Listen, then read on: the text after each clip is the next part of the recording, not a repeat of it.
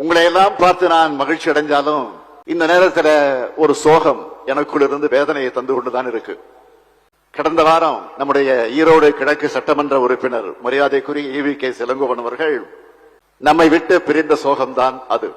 தந்தை பெரியாரின் பேரனவர், ஒன்றிய அமைச்சரா, நாடாளுமன்ற உறுப்பினரா, சட்டமன்ற உறுப்பினரா, தமிழ்நாடு காங்கிரஸ் கட்சியுடைய தலைவரா மிக சிறப்பாக செயல்பட்டவர் EVK இளங்கோவன் அவர்கள். அவருடைய இழப்பு ஈரோடு தொகுதிக்கு மட்டுமல்ல, ஈரோடு தொகுதியின் மக்களுக்கு மட்டுமல்ல, தமிழ்நாட்டுக்கும் மிகப்பெரிய இழப்பு. இன்னைக்கு அவர் நம்ம கூட இந்த மேடையில் இருந்திருந்தா நம்ம திராவிட மாடல் அரசினுடைய சாதனைகளை, செயல் திட்டங்களை பற்றி எடுத்து சொல்லி இருப்பார்.